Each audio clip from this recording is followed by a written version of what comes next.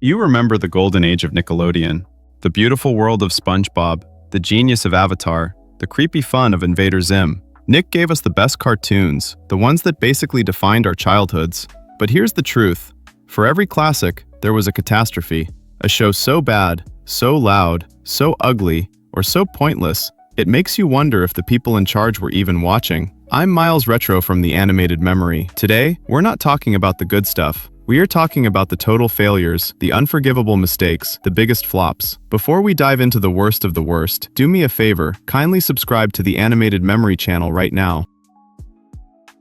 Okay, here we go with Breadwinners. This show, for a lot of people, was the bright, loud, annoying last straw for a certain time in Nickelodeon's history. We're putting it at number 20 because, while it might not be the worst show ever, it shows a big mistake in thinking that you see in many other cartoons on this list. They cared more about crazy, random stuff than actual jokes and good characters. The simple idea is this. Two duck buddies, Sway Sway and Bud Deuce, fly a rocket van to drop off bread in a world called Panja. Sounds easy, right? But how they did it was not easy to watch. This is the first problem. The show used a super simple, flat-looking, and way too fast animation style. The ducks were always bouncing, dancing, and shaking like crazy. It felt like they made it just to keep a hyped-up 5-year-old's attention, but it gave everyone else a headache. It was a clear, bad change from the smooth, high-quality animation Nick used to be known for. The show's humor was mostly just loud noises, repeated jokes, and gross-out stuff, like all the focus on booty kicking or how much they screamed.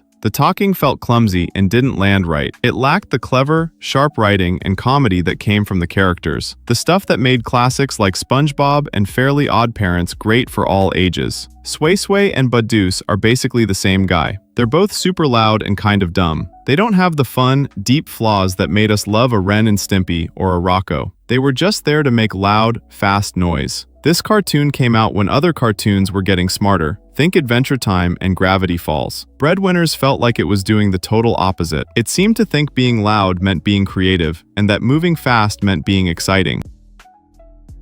If Breadwinners was a chaotic duck delivery service, then Fanboy Chum Chum was the hyper-caffeinated 3D animated cousin that gave us all whiplash. This show arrived in 2009, and for many veteran Nick fans, it was the moment they realized the network was chasing a new, highly jarring style of comedy. This cartoon is about two ridiculously enthusiastic, cape-wearing boys who are obsessed with superheroes, sugar, and their fictional frozen drink, the Frosty Freezy Freeze. Fanboy Chum Chum was one of Nickelodeon's early, major attempts at a full CGI cartoon, but unlike the polished CGI of, say, Pixar, this show's style was deliberately ugly and jarring. The characters had huge, glassy eyes, small, unsettling mouths, and moved in a way that felt stiff and plastic, not fluid. It was a cartoon made in 3D that desperately wanted to look like a poorly animated 2D cartoon, creating a horrible mix. This is the core problem. Fanboy Chum Chum are unbearably irritating. Their entire existence is built on screaming, childish obsession, and pure, unadulterated annoyance. They are the classic example of obnoxious protagonists where the whole joke is how frustrating they are to everyone around them, including the audience. Contrast them with the lovable idiocy of Patrick Star. Fanboy Chum Chum lack the heart and innocence that saves Patrick from being purely grating. Like Breadwinners, the show relies heavily on screaming and repeating gags. It's the kind of humor that feels like it's assaulting your ears and your eyes, often leading to genuinely confusing and uncomfortable scenarios rather than clever laughs. Fanboy Chum Chum was a massive push from Nickelodeon, even getting a prime spot right after the first SpongeBob movie special. But its style, its characters, and its aggressively loud humor rubbed a huge section of the audience the wrong way. It felt like Nick was loudly yelling, "Look how zany we are," instead of just making a good show.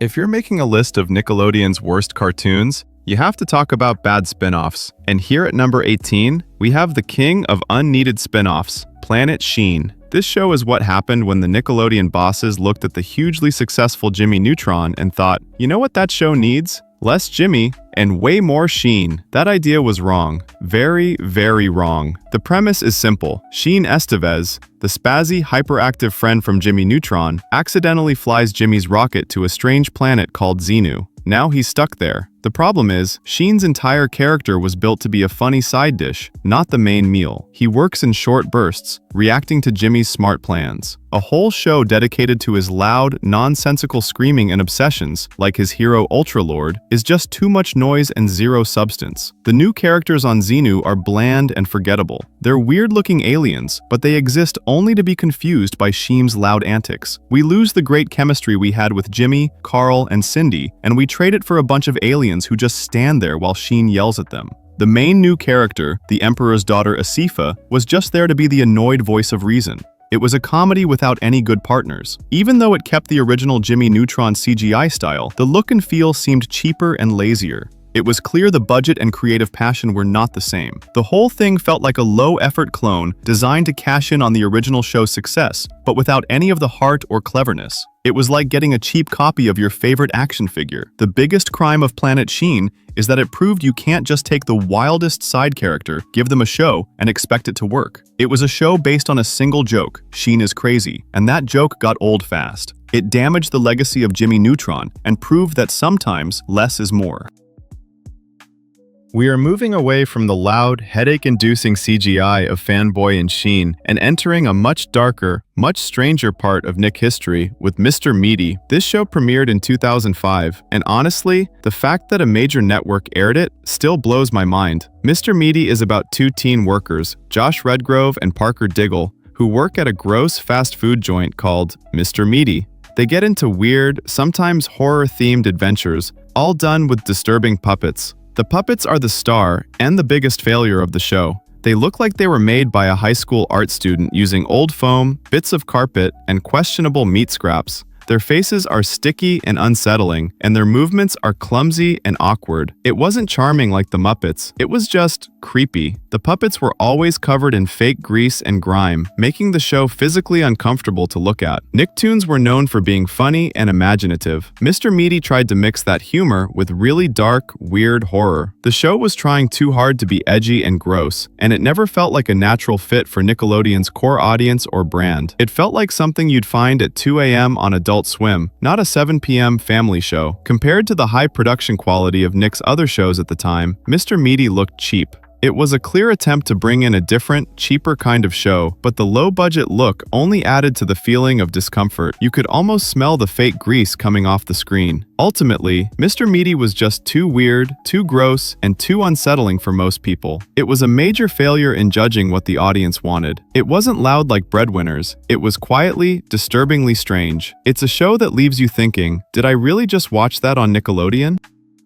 We're back in the world of spin-offs, but this time, it's a spin-off of a live-action hit. At number 16, we have The Adventures of Kid Danger. This show proves that just because a live-action show is huge, it doesn't mean the animated version will work, especially when you cheap out on the animation. This cartoon is based on the extremely popular live-action show, Henry Danger. It takes the characters, Kid Danger and Captain Man, and puts them into cartoon adventures in their town of Swellview. This is the most glaring problem. The animation is incredibly basic and low budget. It looks like something you'd find on a free web cartoon site, not a show made by a massive studio like Nickelodeon. Characters barely move, the backgrounds are flat, and the action scenes have zero weight or excitement. It was a massive downgrade from the special effects they used in the live-action show, making the whole product feel disposable. Nick used the same voice actors from the live-action show, which sounds good on paper, but what works in person doesn't always work in a booth. The performances often sound stiff and unnatural for a cartoon. They tried to keep the live-action show's humor, but the comedy felt lost and flat without the actors' physical timing and expressions. The cartoon version of the humor just didn't land. The biggest question is, why did this show exist? The Henry Danger live-action show was already running, and it was doing well. Kid Danger didn't add anything new to the story, the characters, or the universe. It was just a retelling of basic, weaker plots that felt like a marketing cash grab to keep the brand alive between new episodes of the main show. It was clearly made for money, not for love of animation. The Adventures of Kid Danger lasted only one short season, and it's easy to see why. It lacked the quality animation, clever writing, and genuine purpose needed to be a good cartoon. It's an embarrassing attempt to turn a successful sitcom into a lazy animated filler. Alright, coming in at number 15, we have the cartoon that tried to be Nickelodeon's answer to Regular Show or Adventure Time, but mostly just became the champion of aggressive, weird, gross-out humor. Sanjay and Craig. This show is about Sanjay Patel, a nervous 12-year-old, and his best friend Craig, who is a talking snake that disguises himself by wearing a shirt. They live in a normal suburb but constantly chase wild, disgusting adventures. Sanjay and Craig didn't just use gross-out humor. It made it the entire point of the show. We're talking episodes dedicated to butt transplants, poop jokes, and constant focus on bodily functions. While Nick classics like Ren and Stimpy use this kind of humor in a twisted, artistic way, Sanjay and Craig felt like it was just hitting you over the head with the lowest common denominator joke every single time. It felt childishly obsessed with being disgusting. Craig the Snake, voiced by the talented Chris Hardwick, has a very distinct, often shrill and high-pitched voice that was irritating to listen to over many episodes. Like the characters in Fanboy and Chum Chum, the voices and the constant screaming made the show exhausting rather than funny. The show mistook loudness and speed for energy and wit. The show had some great voice actors and a concept that could have been fun, a boy hiding his talking snake friend. But instead of focusing on character or the fun of hiding Craig's secret, the show wasted time on tired shock value plots. It could have been smart and quirky, but it settled for being loud and forgettable. It showed a lack of faith in the audience, assuming we only wanted shock value. Sanjay and Craig is a major offender because it represents the era of Nicktoons, where volume and bad taste seem to replace clever writing. It's a show that was desperate to be edgy, but only succeeded in being cringy and irritating.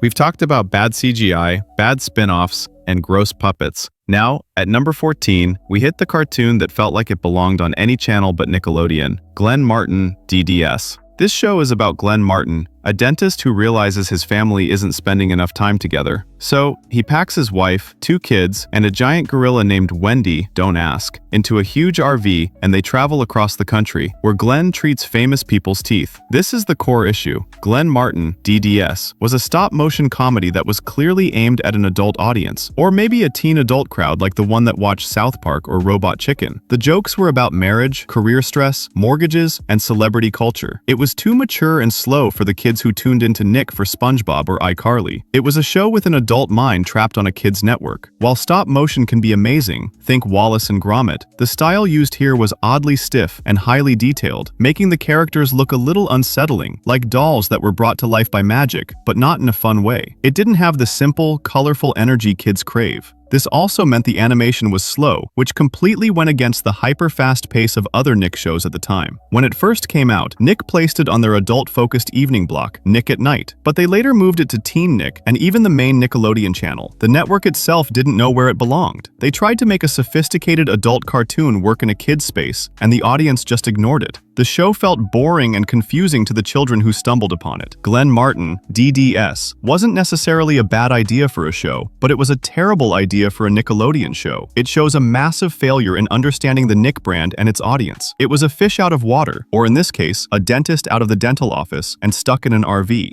We're back to the mid-2000s era of Nickelodeon, where the network seemed obsessed with finding a cartoon that was wacky enough to compete with Cartoon Network's biggest hits. At number 13, we have the bizarre result, Pig, Goat, Banana, Cricket. The show is about 4 roommates who are, well, a pig, a goat, a banana, and a cricket. They live together in a weird treehouse in a strange city where anything can happen. They also all have jobs that are just as random as they are. The show was based entirely on the idea of randomness for the sake of randomness. The 4 main characters have almost nothing to do with each other, and their stories barely connect. The humor felt like it was made by throwing ideas at a whiteboard and just using whatever stuck, regardless of whether it made sense or was actually funny. It lacked a solid foundation or a core idea that kept you interested. The show was a visual and audio nightmare. Everything was bright, messy, and constantly moving at a breakneck speed. The characters were always yelling, the colors clashed, and the plot often jumped from one crazy idea to the next without giving the audience time to breathe or care. It was the kind of cartoon that felt like it was trying to give you an anxiety attack instead of a laugh. The characters themselves were shallow. Pig was the childish idiot, Goat was the artsy one, Banana was the lazy jerk, and Cricket was the genius nerd. They were just basic types used to power the chaotic plots. They lacked the depth and heart that made other bizarre friend groups, like the cast of SpongeBob, actually feel real and funny. It was all noise and no substance. Pig, Goat, Banana, Cricket is a classic case of a show trying too hard to be weird and cool, but failing to be entertaining. It was a cartoon that tried to copy the success of random humor, but didn't understand the difference between being cleverly absurd and just being confusingly loud.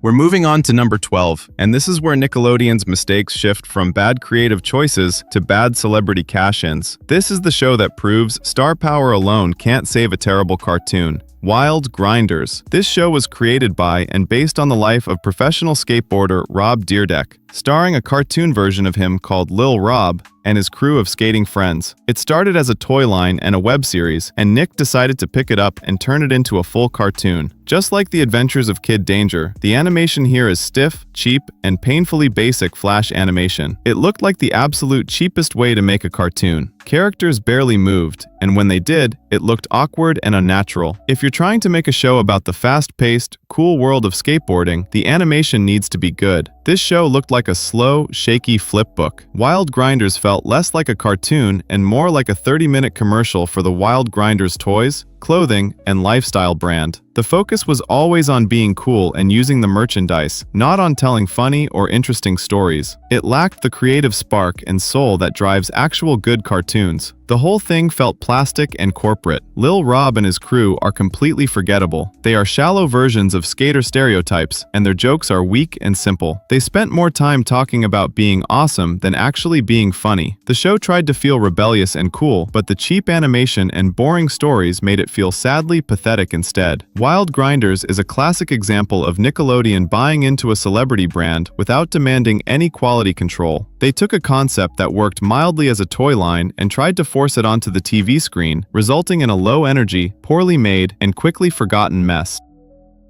We are officially entering the territory of shows that don't just fail on their own, they actively damage the legacy of better cartoons. Coming in at number 11, we have a sequel that nobody asked for and many fans outright hate, Kamp Koral, SpongeBob's Underyears. This show is a spin-off/prequel that shows SpongeBob, Patrick, Sandy, and the others as 10-year-olds at a summer camp. They are all done in cheap-looking CGI. After years of beautiful 2D animation, seeing the characters rendered in this low-quality plastic-looking CGI is jarring and uncomfortable. It strips away the charm, expressiveness, and fluid movement that made the original SpongeBob animation a masterpiece. It looks cold and dead. This was a terrible decision made purely because CGI is cheaper to mass-produce today than high-quality 2D. For true cartoon nerds, this is the biggest crime. The original show's canon always said that SpongeBob and Sandy met as adults, and the Krusty Krab characters all met at work. Kamp Koral completely breaks the established story, retcons it, as we say. It forces the characters to meet as kids at camp, just to make a cash-grab premise work. This kind of cheap storytelling disrespects everything the original show built. It tells the audience that the classic SpongeBob lore doesn't matter. This show was created specifically for the Paramount Plus streaming service to drive subscriptions. It wasn't made out of a genuine desire to tell a new story. It was made to leverage the most powerful cartoon brand in history to make money. It's an example of a network exploiting its biggest hit until the quality completely falls apart. Even the voice acting, using the original actors, feels flat when the writing is this lazy. Kamp Koral is a failure, not just because it's a mediocre cartoon, but because it represents a cynical business move that hurts a legacy. It's proof that sometimes the best decision is to just leave a masterpiece alone.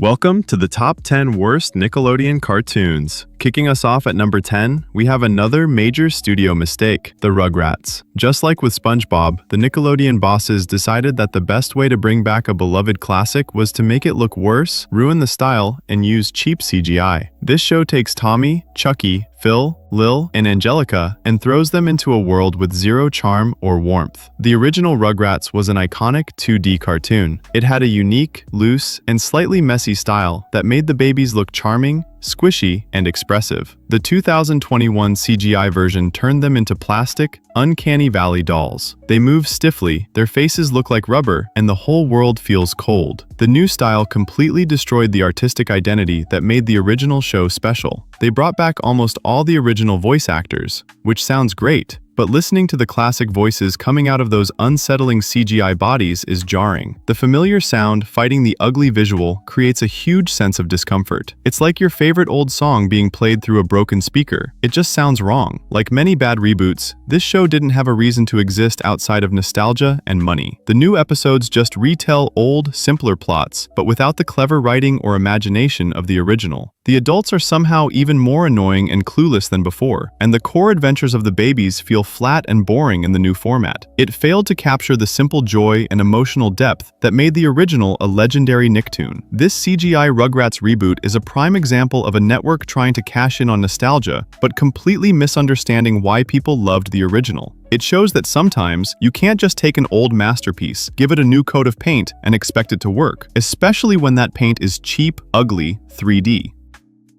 We are deep in the top 10 now, and at number 9, we have a show that marks the disappointing final chapter for one of Nickelodeon's most successful creators, Butch Hartman. Bunsen is a Beast. This cartoon is about Bunsen, a friendly, furry blue monster, Beast, who is the first monster to attend a human middle school. He befriends Mikey Monroe, and they try to survive the school life while hiding from the jealous girl, Amanda Killman. The whole show is built around one single joke. Bunsen is a monster, and he's super weird, so he causes chaos. Every episode felt the same. Bunsen would do something strange, and Mikey would try to cover for him, usually resulting in a frantic, screaming mess. This was the same kind of fish out of water setup Butch Hartman used brilliantly in Fairly OddParents and Danny Phantom. But here, it felt tired and lazy. The show tried to look zany, but the result was an overly busy, bright, and messy visual style. Everything was crammed onto the screen, and the characters, especially Bunsen, were designed to be weirdly lumpy and unsettling. The bright, sometimes painful color palette only added to the feeling of chaos. It felt like watching a cartoon that was constantly screaming at you. While Bunsen is supposed to be lovable, his constant yelling and extreme weirdness quickly became grating. Mikey is a classic, straight man, who mostly just reacts in panic. The constant high-pitched screaming and frantic energy pushed the line from being funny to being genuinely annoying, a problem we've seen plague many shows on this list, like Breadwinners. It lacked the clever writing that made Hartman's earlier work funny, even when it was loud. Bunsen is a Beast lasted only one short season, and for many fans, it felt like a disappointing, low-effort end to Butch Hartman's long and important run at Nickelodeon. It was a show that relied on noise and familiar tropes instead of fresh ideas. We are deep in the failure zone now. At number 8, we have a show that was one part Ren and Stimpy knockoff and 2 parts completely forgettable noise, Rocket Monkeys. This cartoon follows the idiotic adventures of 2 monkey brothers, Gus and Wally, who are extremely unqualified astronauts working for the evil-sounding Infonaut. They live on a space station where they usually mess up their simple missions because they are lazy, dumb, or fighting over food. Like many bad cartoons on this list, looking at you Breadwinners and Fanboy, the main characters are not lovable idiots. They are just irritating idiots. Gus and Wally are crude, selfish, and constantly whining or screaming at each other. They lack the genuine, twisted chemistry that made other cartoon duos, like Ren and Stimpy, funny. Their stupidity felt like a writing shortcut, not a character trait. Every single episode felt exactly the same. They would get a mission, they would screw it up due to their laziness or hunger, and they would end the episode back where they started. The show was built on endless recycling of simple slapstick and gross jokes that got old about 3 episodes in. It was boring, even when they were trying to be loud and frantic. The show uses a very basic, low-cost flash animation style that made the space environment feel empty and lifeless. Even though they were in space, one of the most exciting places in the universe, the show looked cheap and boring. It was another case of Nick settling for the lowest possible quality in animation and writing. Rocket Monkeys is a classic case of a show that mistook loudness for comedy and repetition for structure. It was a cartoon that quickly ran out of fuel and deserved to be forgotten. It's a low-effort failure of space exploration. We are getting closer to the top of the worst list. At number 7, we have another infamous CGI experiment from Butch Hartman that many people quickly forgot about, Robot and Monster. This cartoon is set in a world of robots and monsters, and it's about a friendship between Robot, a super smart robot, and Monster, a kind-hearted, simple-minded purple monster. They live together and mostly try to get jobs and, weirdly, talk about their favorite food, bacon. Like Fanboy and Chum Chum, this show used CGI, but it was done in a very specific, slightly unsettling way. Robot was shiny and plastic, but Monster was covered in this weird, fuzzy purple texture. The way they moved together felt stiff and unnatural, and the world itself was overly complex and messy. It looked like the show was trying too hard to look different, and the result was just visually uncomfortable to watch for long periods. The entire show was built on a very thin concept. They are different, they love bacon, and they have bad luck. The humor often felt like a cheap rehash of the odd couple trope, and their constant obsession with bacon, while funny once, became repetitive and lazy lazy. It lacked the layers and creativity that make a great cartoon. It felt like a low-effort sitcom disguised as a cartoon. Unlike a great odd couple show, the friendship between robot and monster never felt real or deep. They mostly just used each other to get into weird situations. The comedy was loud, frantic, and plot-driven, but there was no heart or warmth to make you care about the main characters. They were just two types yelling at each other about breakfast food. Robot and Monster is a major offender because it represents the time when Nickelodeon was throwing everything at the wall, different animation styles, different creators, and seeing what stuck. This show was too loud, too weird-looking, and too empty to hold anyone's attention. We've talked about bad spin-offs and bad reboots. Now, at number 6, we hit another fatal flaw in cartoon history: bad video game adaptations. This is Tak and the Power of Juju. This show is based on a Nickelodeon-published platformer video game from the early 2000s. The cartoon is about a young, goofy shaman named Tak who lives in a colorful jungle village. He uses his magic, called Juju, to protect his people from the mistakes of his clumsy master, Jabolba. This is the first mistake. Video game cartoons rarely work because the main point of the game is playing, not watching a story. The cartoon just took the generic characters from the game and threw them into weak, simple plots. The whole show felt like the creators were reading the game's instruction manual and trying to stretch it into 11-minute episodes. It lacked the creative freedom and deep world building of an original idea. The comedy relied on very basic, low-level jokes about tribal life, bad magic, and goofy rituals. Tak was basically a generic, impulsive cartoon boy, and his master was the typical, bumbling older mentor. We've seen this setup 1,000 times. The show didn't have any truly clever writing to make it stand out, making it instantly forgettable, even though it had a unique concept. Tak and the Power of Juju is proof that just because a video game is successful, you don't need a cartoon of it. It was a lazy, low-quality attempt to sell the brand that failed to connect with anyone who wasn't already a fan of the original game.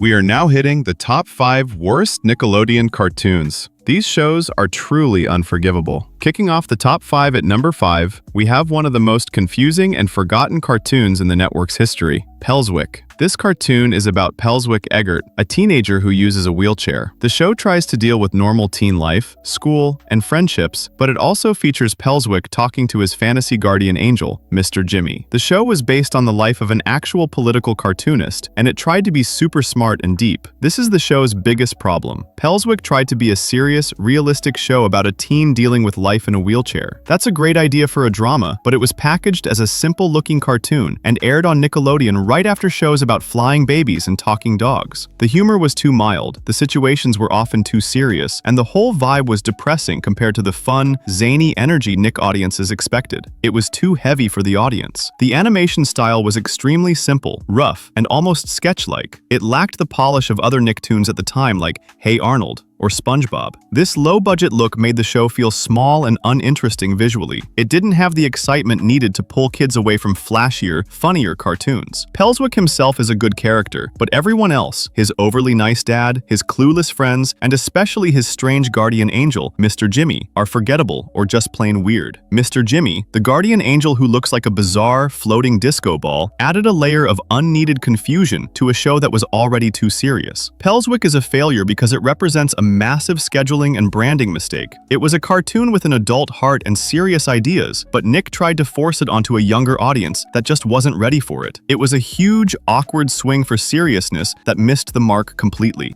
We are deep in the top 5 now. These shows are the big-budget, big-name failures that really hurt Nickelodeon's lineup. At number 4, we have the aggressively generic spy parody that quickly disappeared. The X's. This cartoon is about the X's, a family of secret agents, mom, dad, and their 2 kids, Tuesday and Truman, who live in a hidden bunker and constantly fight a strange villain named Glowface. The whole joke is that they are spy professionals who are completely clumsy at being a regular family. The core idea, a spy family trying to live a normal life, was basically a cheap knockoff of better, more popular spy media at the time, especially the movie The Incredibles and classic spy shows. The X's had no original ideas of its own. It was a show built on reusing tired jokes about laser pens and secret walls that failed to work when needed. It felt desperate to be cool, but was instantly lame. The animation and art style were loud, messy, and totally generic. The characters were designed to look like simple action figures, and the color palette was a painful mix of neon green and black. It lacked any artistic style or charm.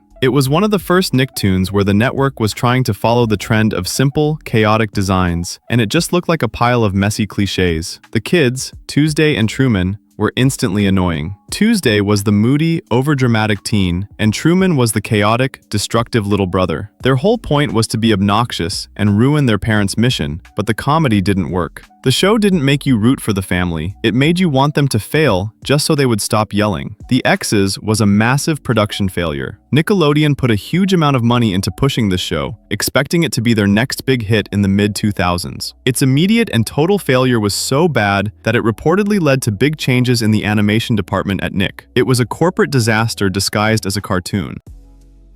Welcome to the dreaded Top 3 Worst Nickelodeon Cartoons. These 3 shows are often cited as the biggest failures the network has ever produced. At number 3, we have the cartoon that was loud, ugly, and made absolutely no sense, Wayside. This show is based on the famous, beloved children's book series Sideways Stories from Wayside School by Louis Satcher. It's set in a bizarre school built 30 stories high, where the 30th classroom is full of weird kids and a teacher named Mrs. Jules, who thinks a student is a mushroom. The books were known for their clever, witty, and warm humor. The cartoon completely missed the point and turned the stories into an aggressively loud, ugly, and frantic mess. Instead of the smart, funny absurdity of the books, the cartoon gave us cheap slapstick, screaming, and a style that was painful to look at. They took a classic and turned it into trash. The animation style is genuinely hard on the eyes. The characters look awkwardly shaped, their movements are stiff, and the overall look is cheap and rushed. It was another case of Nick settling for low-quality production during the mid to late 2000s. It lacked the visual charm or polish needed to be taken seriously. The main new character, Todd, is the show's straight man, but he is constantly screaming and complaining, which makes him just as annoying as the crazy students around him. The show replaced the smart, gentle satire of the books with constant, high-pitched chaos. If you loved the books, watching this cartoon felt like a slap in the face. Wayside is a top-tier failure because it wasn't just a bad cartoon. It was a terrible adaptation that completely disrespected the source material. It's the ultimate example of a studio taking a gentle, funny classic and turning it into a loud, low-effort disaster for TV. We are at the second worst Nickelodeon cartoon ever made. This show is so notoriously bad, it has achieved legendary status among cartoon fans. But Ugly Martians. This cartoon is an import from Canada that Nick aired in the early 2000s. It's about 3 ugly Martian aliens, Bebop, Doo-Wah, and 2T, who are sent to invade Earth but decide they like it better. They hide out as exchange students and spend all their time eating junk food and watching bad TV. This show is the king of ugly 3D animation. The characters are shiny, lumpy, and truly hard to look at. The movements are stiff, and their faces are awkward and unsettling. Nick was trying to get into 3D, but they picked a show that looked like it was made on an old computer that was having problems. The title isn't a joke. They were genuinely butt ugly, making the whole show visually painful. The Martians speak in an aggressively annoying, high-pitched, and slang-filled voice. The show was trying so hard to be hip and cool for the early 2000s, but the slang was already dated when the show aired. They spent all their time obsessing over Earth junk food and MTV-style culture, making the show feel like a cheap, cynical copy of every cool teen movie at the time. The show's plot never went anywhere. It was mostly just the Martians trying to hide, eat more junk food, or avoid their evil boss, Emperor Bog. The humor was lazy, the action was stiff, and the overall feeling was one of total creative emptiness. It was a massive failure that Nick pushed hard because they needed new content, and they got stuck with this ugly mess. But Ugly Martians is a top-tier failure because it had no soul, no style, and the network tried to trick audiences into watching a poorly made, ugly-looking commercial for bad food and dated teen culture. It's a complete and total disaster.